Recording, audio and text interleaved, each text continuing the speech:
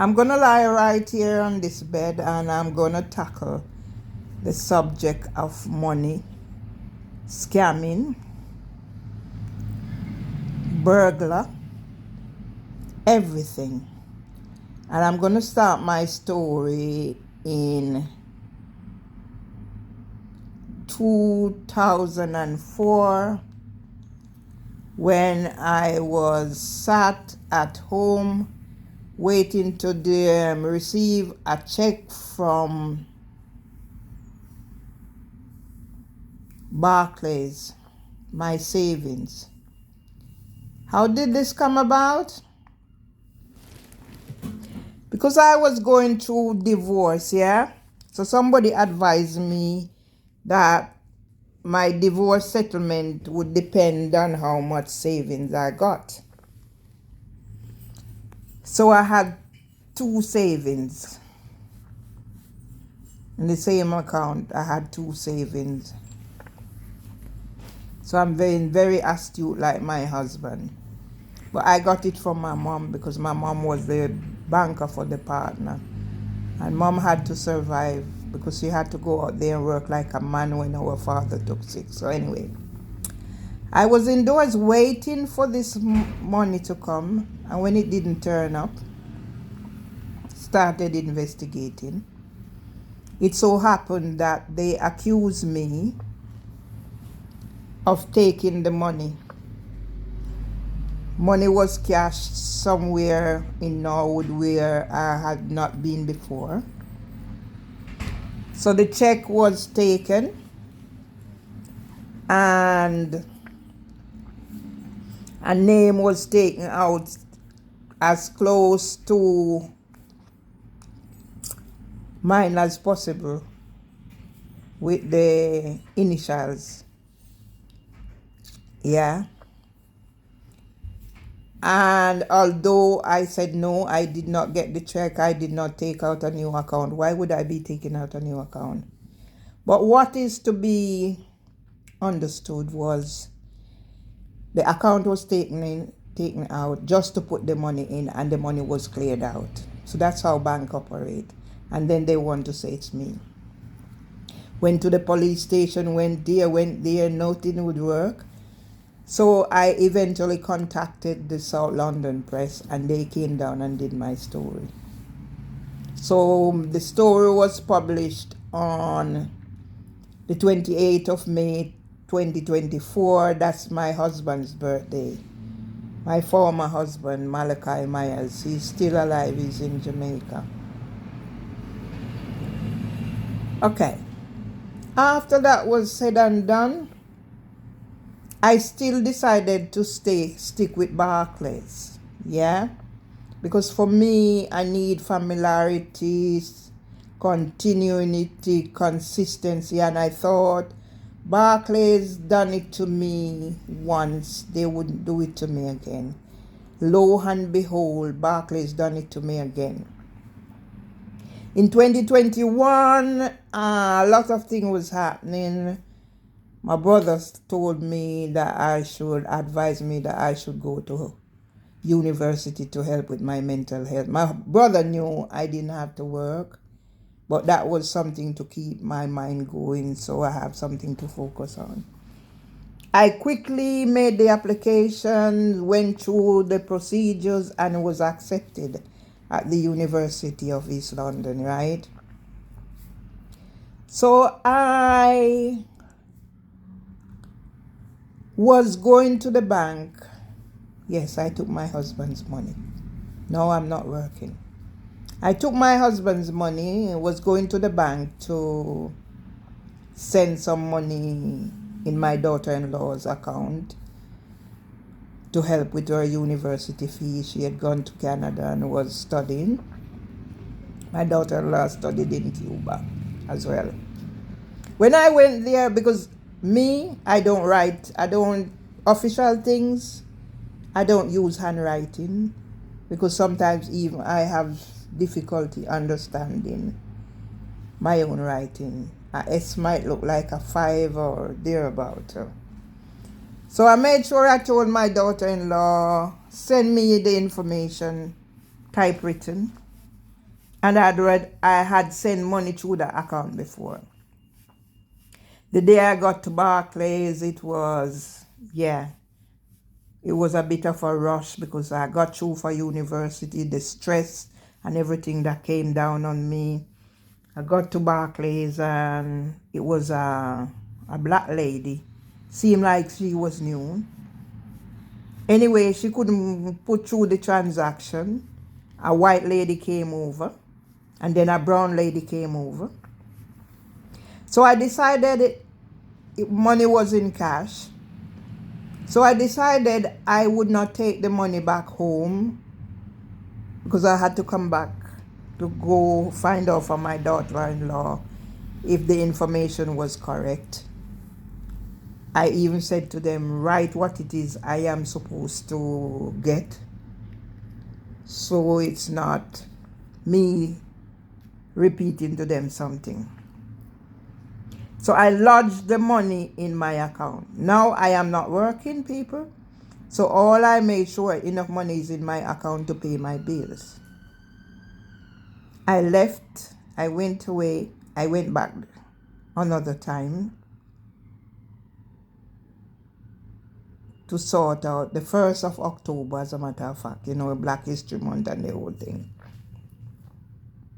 And when I went in there,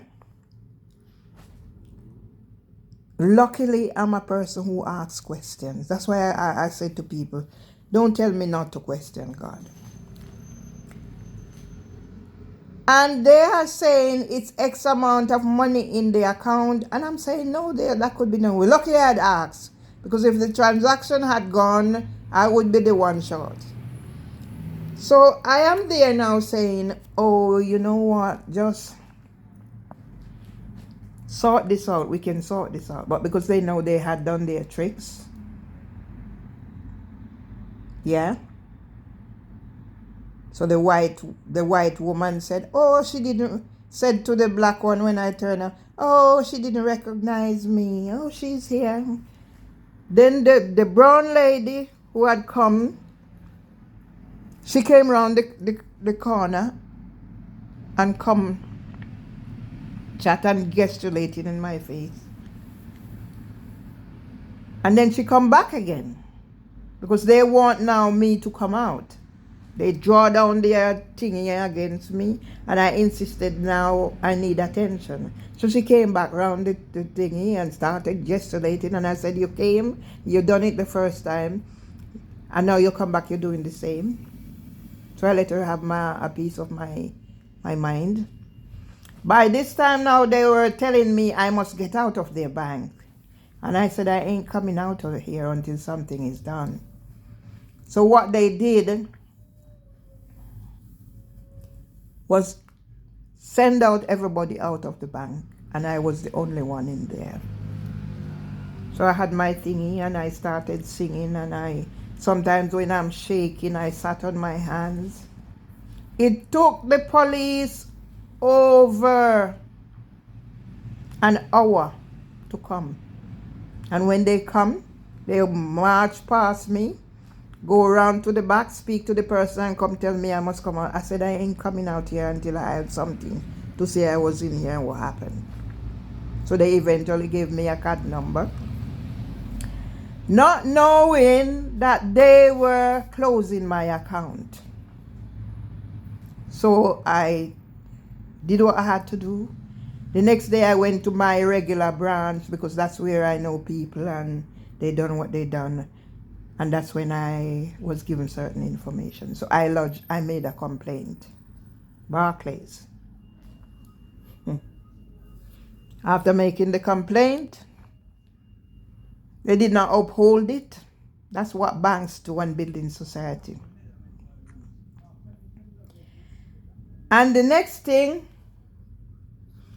I had to go to the financial ombudsman. Cut a long story short, there was Emma Martin Hamilton who got involved and sided with them. She even reported me to social media, Trustpilot, and that. Okay, so I'm going to make this maybe into 30 minutes. So I'm telling you, that's Barclays. From I meet my husband, I said he's very astute. That time I had my Barclays account. I had another account, West.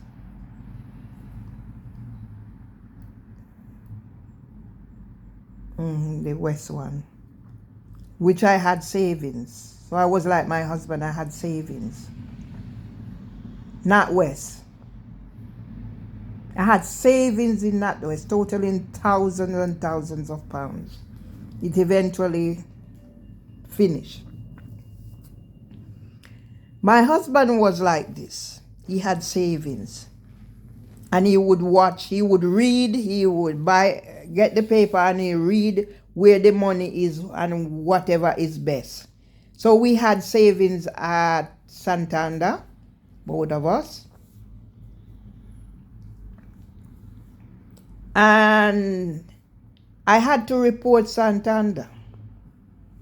Yeah, because I'm always raising concerns. One thing with me, if I say to you in talking, I'll put it in writing.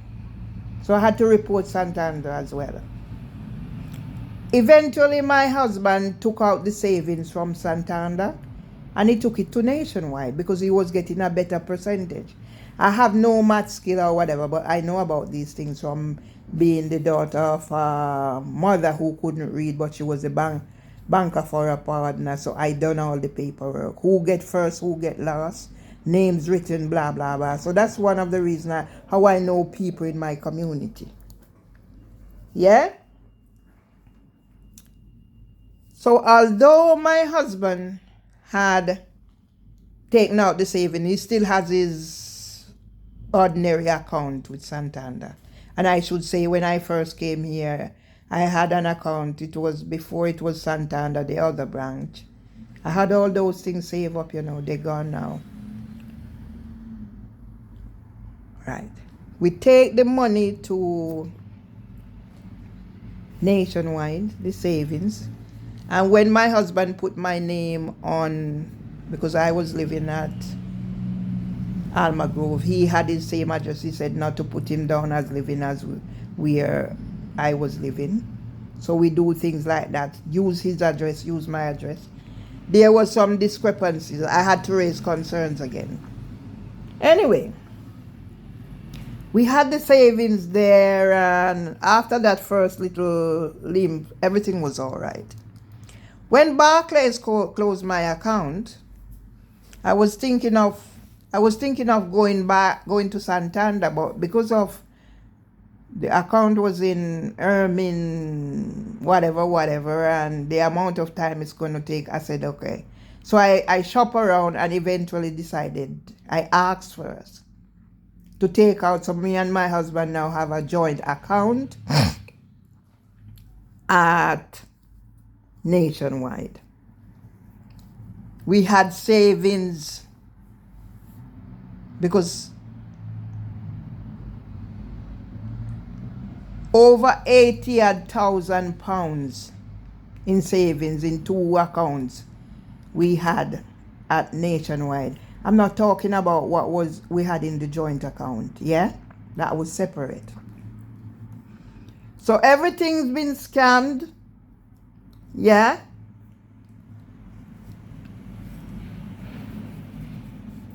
My entire head is falling off. Everything, because my hair isn't comb, people, I'm in Dire Street.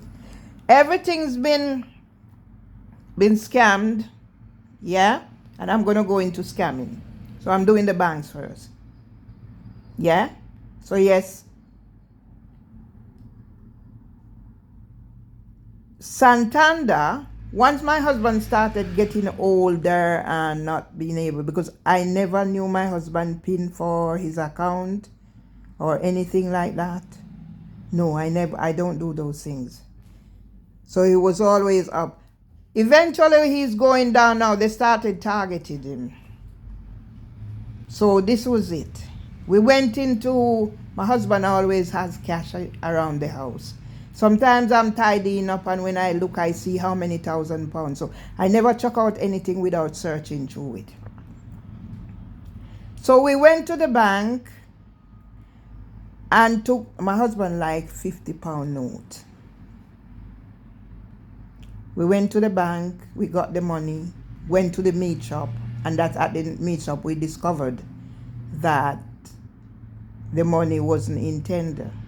So what they did, it seemed as if they take up the old money. Somebody who didn't know just passed the old money over to my husband. Luckily, we'd gone to the meat shop, else he'd had gone and put it indoors and we wouldn't know. So when we went back to the bank, they changed out the money, gave him the correct money. But then now they send he's to sign up form or whatever. Some of the questions on the form, my husband couldn't even remember. We take it in, blah, blah, blah, and that. So I have some videos out there where I would go there and blah, blah, blah. Till it reached the stage now where I stopped going in. I allowed him to. So the day when they stole our passport, it was because of Santander acting up. So I had my passport, I had my marriage certificate. I can't remember if we'd had taken out joint account then, or it was still in his name. Because eventually we did take out joint account. Or it was after he died. I can't remember now. Anyway, the day they had my husband at the counter so long till eventually, just as we came out of the bank, cross over the road to get to the 78 bus stop, by the time we cross over and get to the bus stop, 2 persons picked my bag. So they must have watched us coming out of the bank, knew exactly, because my husband handed me and they put everything that I have in one container, in one plastic wallet, get to the bus stop, and when we got home, I didn't panic. I just knew everything was gone. So I had to apply. My husband died without getting back a passport. I had to apply for a new passport. So in the space of how many years I've had to get 3 passports. Anyway, with Nationwide, I meet Mimi Owusu at an event. I think it was after my husband's birthday, because I had a 100th birthday party, and it was after that, the Song Street thing. And this woman convinced me. She came to my house, she met my brother, blah, blah, blah. We were doing things together. And in the end, she scammed me out of £10,000. But I gave her the money. And when I tried to get it back from Nationwide, they said there was no fraud. But the day I went into Nationwide to transfer the first £5,000 to her branch, Black Awards branch in Santander, the lady said there was no, the account wasn't visible, blah, blah, blah. And she wanted me if I still want to go ahead with the transaction. And I said, how can I go ahead with the transaction when there is no trace of it? I said to her, I'll go, the person, I didn't know at the time, because Mimi Wusu didn't tell me where she lived. She took Robert to her address, and she told Robert not to tell me where she lived. Anyway, I phoned her, I said, come to the bank. She come to the bank. After that, I got a letter to do survey. I done the survey. So me now, I stopped doing just negative. I go down the line. But for me, there was no issues. The next thing I know, I got a letter with threat for closure of my account because of my behavior. So after everything said and done, me trying to get back the money, they said it's no fraud. I decided, you know what, I'm not going to the financial ombudsman, because the way the financial ombudsman acted with Emma Martin Hamilton, I said, you know what, I'm not going down that line. Okay. Me and my husband went in there to sort out the matter after they done the threats and whatever, and Mimi Owusu, because she was still. Then the next thing I know, my husband died. No. When I got the letters from the courts and whatever, there was a witness statement that Mimi Owusu, because she now drifted gone, because her friend Liz, I don't know Liz's surname, was the one who asked me to lend her the money because she was going away to America to be with her father. I think 12-page witness statement or whatever for housing for women. Tallying what was said and done with her nationwide, the police, this, that, the other, and everything. Now my husband died. There was no condolence, no offer of anything, support or anything. My husband died and I needed to pay for 3 funeral people to come for the funeral. And I went and I paid for the funeral. And you know, they mock it up and the money didn't go. And I couldn't get back the money same time. So I had to find money otherwise from that to go pay for members of my family to come to the funeral. Yeah? So I did take them to court, small claims court in whatever. Now I go back to scamming. I'm very naive people. Very naive. So when I was not working, I was going to classes. I would come to East Street Market, and I'm a person who needs people around me. Now I've learned not to have any, but then I need people. So I made friend with Julie Powell. She didn't remember me, but I bought a suitcase from her. And by going in the market, then she asked me for money for borrow. Then I realized that. Then she was setting up her African man to borrow money from me. Luckily I didn't give him. Julie did me a good turn because she was trying to set up Emenzini on me. But in the end, we both realized what she was up to. So she got me bags, and the bags them went to Jamaica, and I tell her them bags sold. And she had stuff for me in her storage, and she hold on to it. Yeah? It was Bolt and the other people in the market who helped me to get back my money. Yeah? Then Bolt, I'm trying to give you a picture. Then Bolt borrowed some money from me. He came and he talked to me and he said what Julie was doing, and then he came back the next time and he said, Julie said she's going to let the council take the stuff. That's the handbag and other stuff. And then he approached the subject. He broached the subject. He said he needed some money to borrow. So I said to him, I only have £3,000. That was my money. He said he needed 5. I said, okay, I'll borrow the rest from my husband. All those paperwork, I had them indoors, they're gone now. And you know, Bolt take my money and I didn't get back my money. When I meet Winsome Duncan, that's why I'm telling you these things so you be aware. When I meet Winsome Duncan, I now told Winsome Duncan, I met Winsome Duncan at a Jerry Roberts book thingy. I told Winsome Duncan about Julie Powell. Then Winsome Duncan decided to scam me. She did what she did. She stole my manuscript. She introduced me to her employment barrister. He has 9,000 and odd pounds. I took it into the small claims court. I get none of that. All those money are out there. I tried to take Winsome Duncan on the Judge Rinda show. They wanted me to come there. She wouldn't go. So the lady advised me to go to the wherever small claims court. So I took a lot of whatever. The only one that came through was Ryan Clement. Because Sterling is strike out and all of them. That's why I have my thingy there or whatever. I'm warning people. Yes?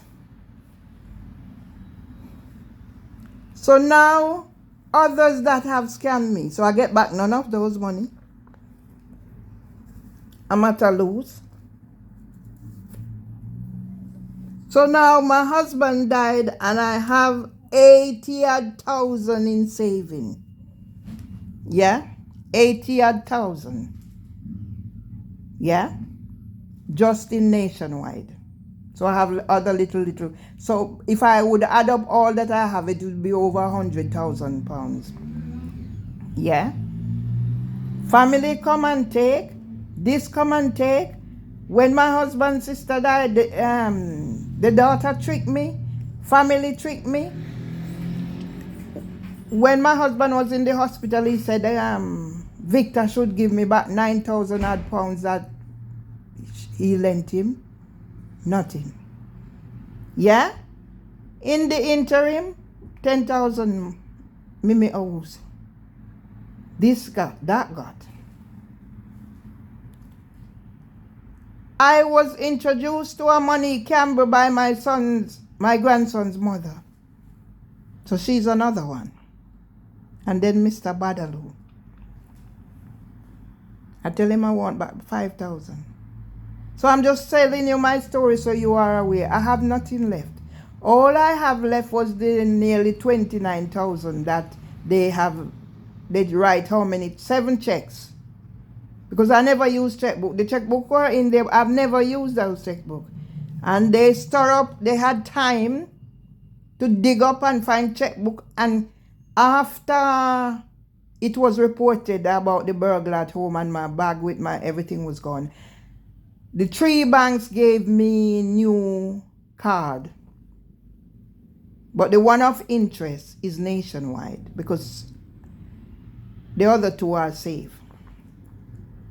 Now when I realize now and I put in a complaint to Nationwide, a verbal complaint, because then I couldn't write. They give me the medication and my hands were shaking all over the place. I put in a verbal complaint. The next thing they said, oh, they're doing an investigation and in how many days they come back to say no fraud was committed. And threaten again now to close my account. And they did close my account. Once they said they're investigating.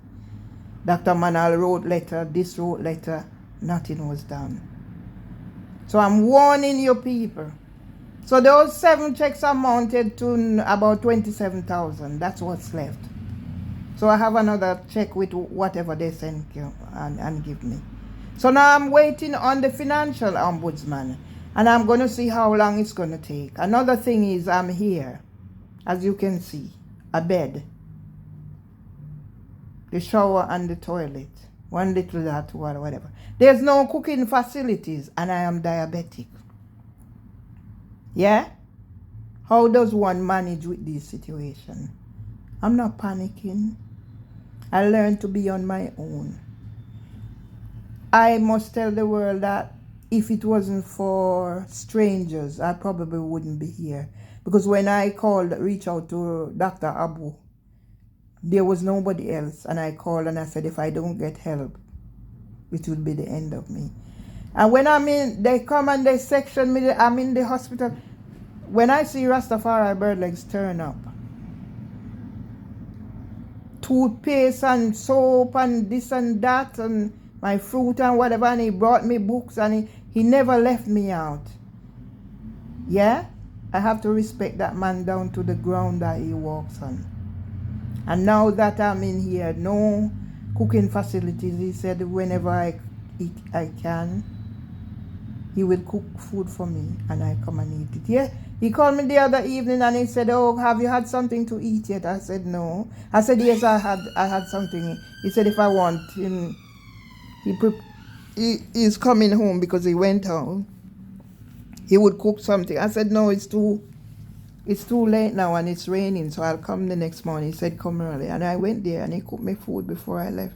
And then he went his way and I come home.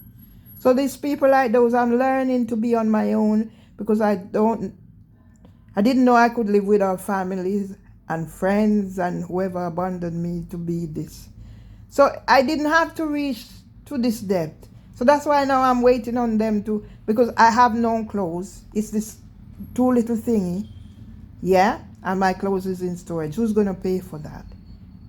So when I see people talking about she needs help or whatever, I don't need your help. I'm okay. And all who is coming on now, if I need to do whatever, I don't need to do anything. Thank you very much. So I'm charging my phone. I'm lying here on my back. And I'm going to be the best that I can become. But I need closure. And I need closure soon. So Nationwide, housing for women, The Judiciary of England and Wales, the Criminal Justice System, the Crown Prosecution Service, I'm here.